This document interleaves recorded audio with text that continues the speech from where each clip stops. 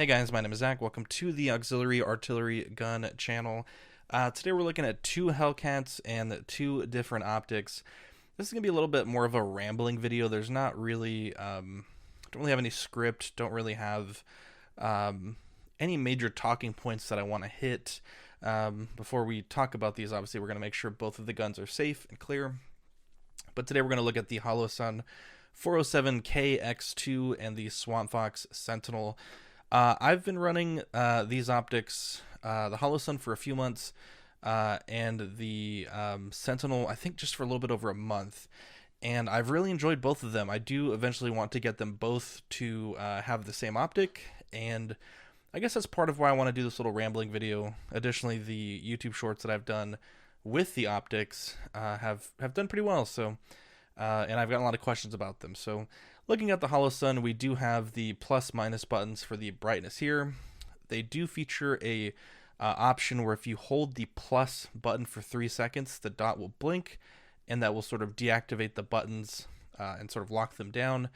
You can see it gets pretty dim. It also gets pretty bright. I typically keep mine probably 2 or 3 clicks below the brightest. I think any higher than that, I think it's probably a little bit too bright. With my astigmatism, it looks real bloomy. But yeah, definitely a great range of brightness there for this red dot. I should also mention, excuse me, that the way the camera is focusing on these optics, they do the dots do appear quite a bit larger than they do in person, and you'll see that a little later in the video when I focus at a shorter distance. The dots will appear much smaller. So again, we can lock the optic here, and it disables any accidental inputs while it's in your holster. And again, that's done by holding the plus button for 3 seconds, and it will blink to show that it's locked in. This one does feature the side-loading battery tray. We do have the different adjustments for elevation and windage. And looking at the co-witness, I would say with the DPP titanium plate, which is quite thin, I would say it's probably almost nothing, to be honest. It maybe lower 1/8, if that, but it's not really anything that I would consider usable.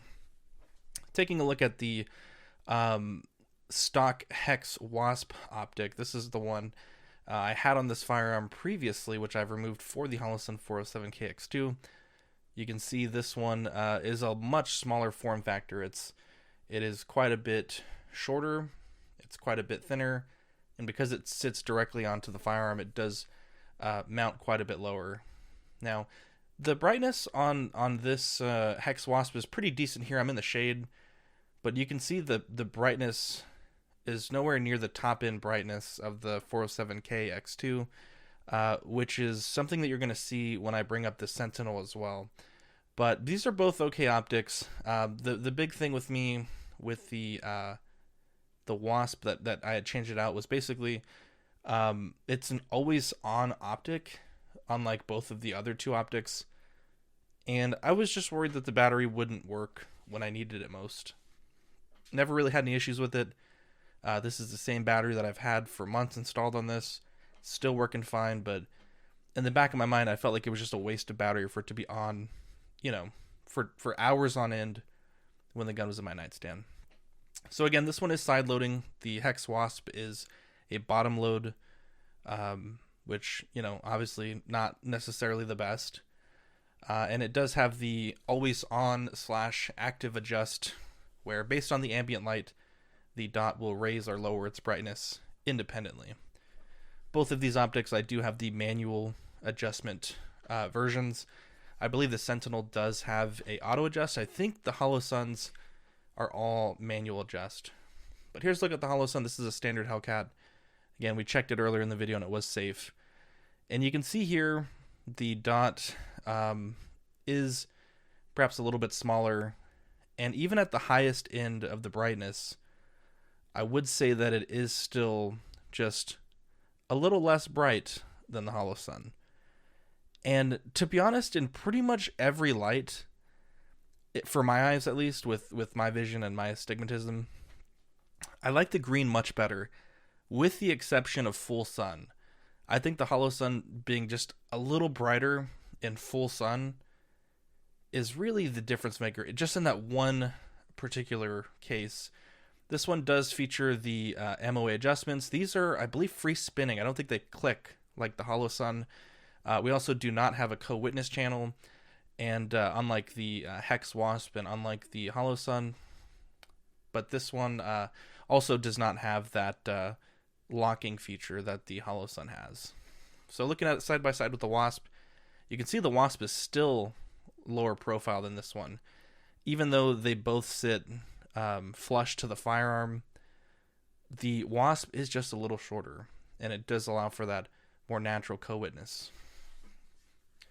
Again, there's a look at sort of the brightness there of the top end of the Sentinel, and then the automatic brightness from the Hex Wasp. I know a lot of people don't like the Hex Wasp. I did enjoy it. It worked.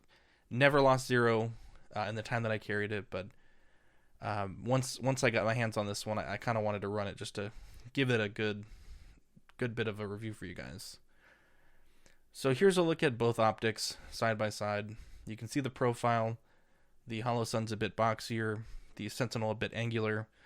The window size, I haven't measured it, but it appears much bigger on the Holosun for me. Again, without those angles, you're not losing that small amount of dimension.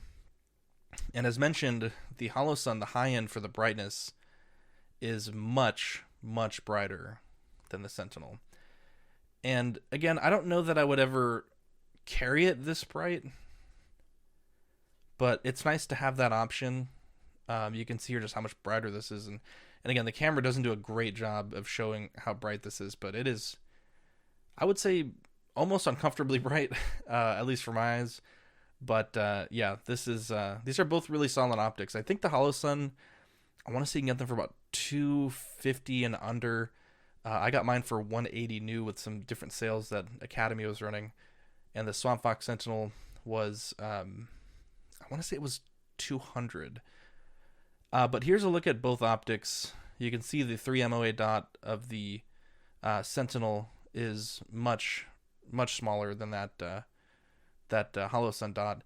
And again, looking at them side by side, you can see the Holosun is just a little bit brighter in that sunlight.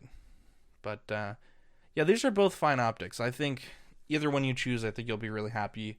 I think the Holosun for concealed carry with these subcompact handguns, I think really is probably the better optic, to be honest.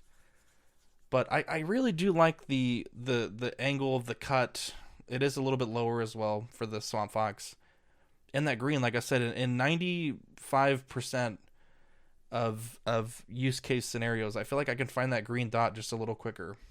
But full sun, 12 o'clock, sun's straight up above you.